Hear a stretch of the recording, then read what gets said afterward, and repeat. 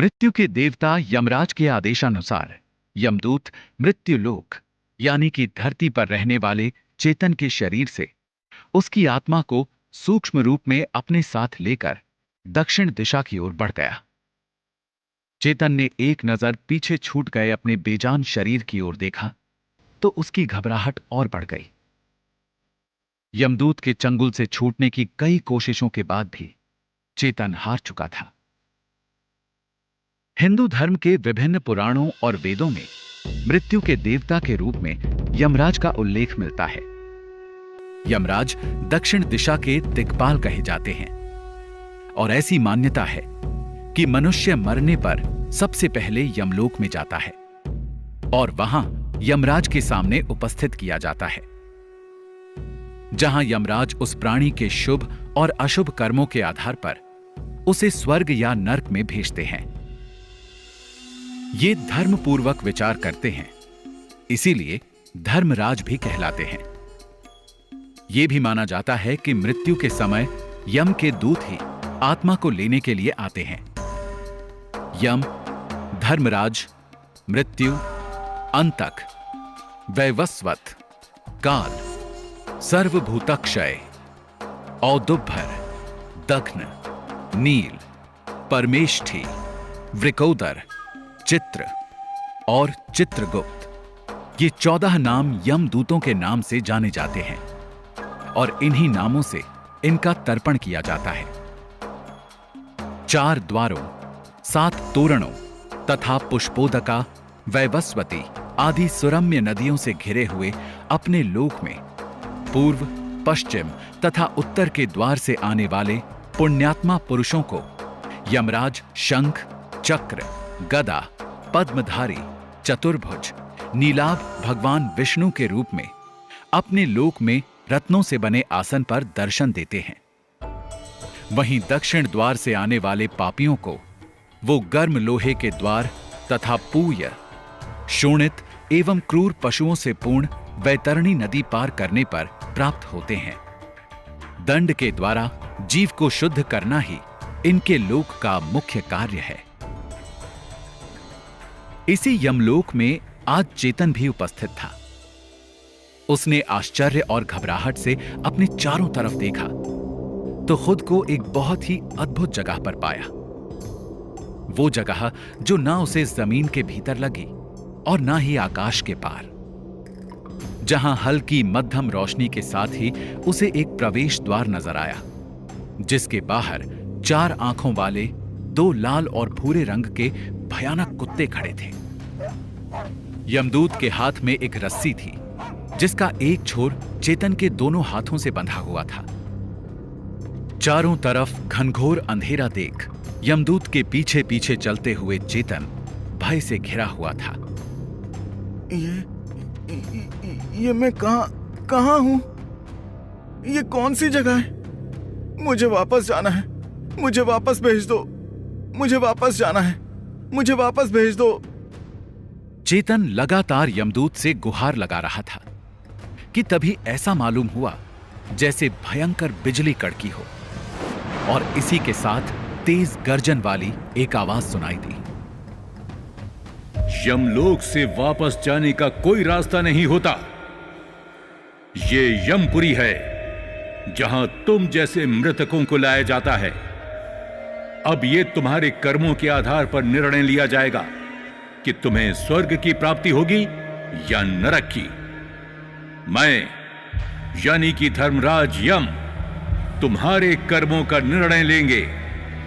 आवाज के साथ ही वहां एकदम से तेज रोशनी हुई और चेतन को अपने ठीक सामने सूर्य के समान तेज रोशनी से भरे हुए यमराज के दर्शन हुए। लाल रंग के वस्त्रों से सज्जित हरे रंग की आभा के साथ यमराज विशालकाय काले भैंसे के ऊपर सवार थे, जिनकी आंखें लाल अंगारों सी दहक रही थीं।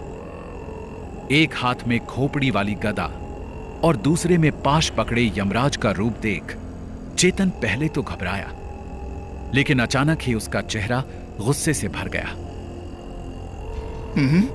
क्या मजाक है ये? तुम्हें क्या लगता है तुम ऐसे नाटकों वाले कपड़े पहनकर मेरे सामने आओगे और मैं डर जाऊंगा? मैं जानता हूं मैं नहीं मरा हूं, मैं जिंदा हूं। बंद करो ये मजाक और मुझे जाने दो।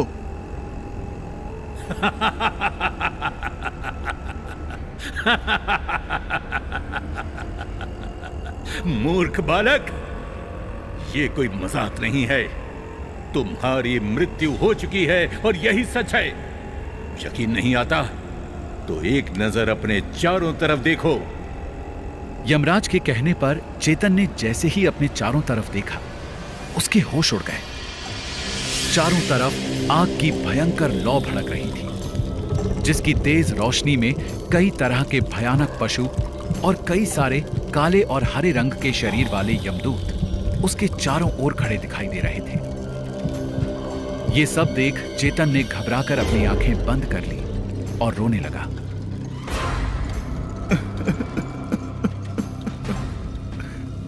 क्या मैं सच में मर गया हूं? लेकिन अभी तो मुझे बहुत कुछ करना था। अभी तो मैंने अपने सपनों को पूरा करना शुरू किया था।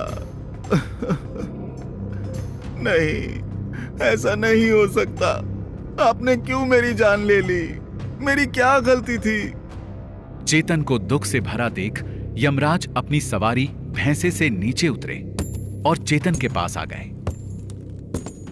मैंने तुम्हारी जान नहीं ली है बालक। धरती पर तुम्हारी जितनी आयु थी उतनी पूरी हो चुकी है। अब यहां से तुम्हारी नई यात्रा शुरू होगी और यही नियति का चक्र है।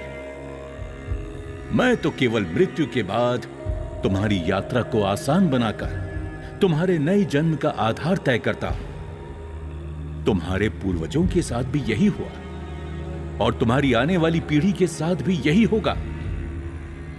मृत्यु सरल नहीं है, लेकिन मृत्यु को टाला भी नहीं जा सकता। इस सृष्टि के आरंभ से लेकर अब तक अगर किसी ने मृत्यु को टाला है और मुझे मेरे ही वचनों में उलझाया है, तो वो हैं महान पतिव्रता देवी सावित्री। मैं तुम्हें देवी सावित्री और उनके पति सत्यवान की कहानी सुनाता हूं, जिससे तुम्हें मृत्यु के कड़वे सच को स्वीकार कर पाने में मदद मिलेगी। तो अब सुनो। देवी सावित्री मध्य देश के प्रसिद्ध तत्वज्ञानी राजश्री अशुपति की एकमात्र कन्या थी। अपने वर की खोज में जाते समय उसने शाल्व वंश के राज्य से बाहर निकाले गए वनवासी द्युतम सेन के पुत्र सत्यवान को पति रूप में स्वीकार कर लिया।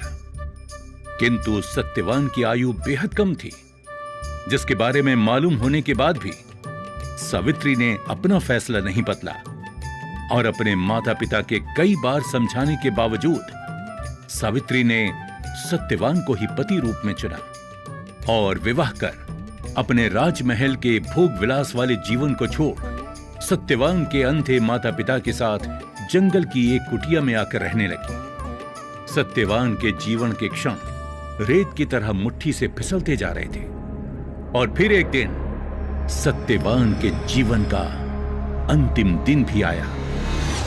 उस दिन सत्यवान जंगल में लकड़ियां काटने निकलने लगे तो सावित्री ने सत्यवान के साथ जंगल जाने की इच्छा जाहिर की और फिर अपने बूढ़े सास ससुर से अनुमति लेकर पति के साथ चली गई। सत्यवान लकड़ियां काटने वृक्ष पर चढ़े, परंतु तुरंत ही उन्हें चक्कर आने लगा और वो कुल्हाड़ी फेंककर नीचे उतर आए। पति का सिर अपनी गोद में रखकर सावित्री उन्हें अपने आंचल से हवा करने लगी।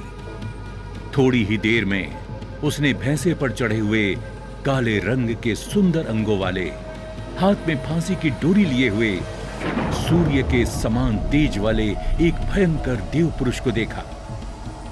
बिना एक पल देर किए उस भयंकर देव पुरुष ने सत्यवान के शरीर से उसके प्राण को फांसी की रस्सी से बांध बलपूर्वक खींच लिया। ये देख सावित्री बेचैन और परेशान हो गई। साथ ले जाता हूं। तुम्हारी आयु इस धरती पर अभी शेष है। मेरी आयु शेष कैसे रह सकती है जब मेरे पति ही मेरे साथ ना हो? ऐसे जीवन की मैंने कामना नहीं की है। सावित्री की इस दृढ़ निष्ठा और पतिव्रत धर्म से प्रसन्न होकर यमराज ने एक एक करके वरदान के रूप में सावित्री के अंधे सास ससुर को आंखें दी, खोया हुआ राज्य दिया सावित्री के पिता को 100 पुत्र दिए और सावित्री को लौट जाने को कहा।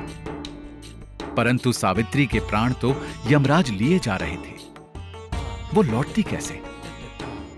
यमराज ने बेबस होकर कहा, हे देवी, तुम्हारी निष्ठा से प्रसन्न होकर मैंने तुम्हें कई वरदान दिए हैं, किंतु अब भी यदि तुम्हें कुछ और चाहिए तो सत्यवान को छोड़कर चाहे जो मांग लो, मैं तुम्हें वो प्रदान करूंगा। हे देव, यदि आप प्रसन्न हैं तो मुझे सत्यवान से 100 पुत्र प्रदान करें। तथास्तु। सावित्री को वरदान देकर यमराज जैसे ही आगे बढ़े, मेरे पति को आप लिए जा रहे हैं और मुझे 100 पुत्रों का वर दिए जा रहे हैं, ये कैसे संभव है? मैं पति के बिना सुख, स्वर्ग और लक्ष्मी किसी की भी कामना नहीं करती।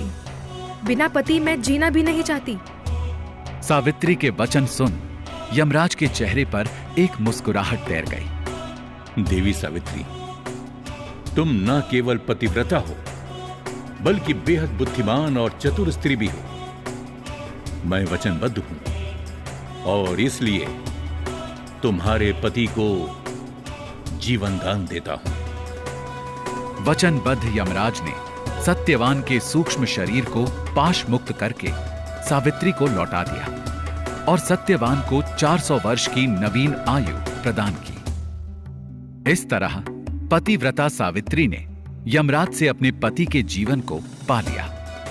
कहानी के खत्म होते ही चेतन की आंखों से आंसू बह निकले। मैंने तो सुना था कि यमराज से भयंकर और दूसरा कोई नहीं, लेकिन आप में भी दया छिपी है।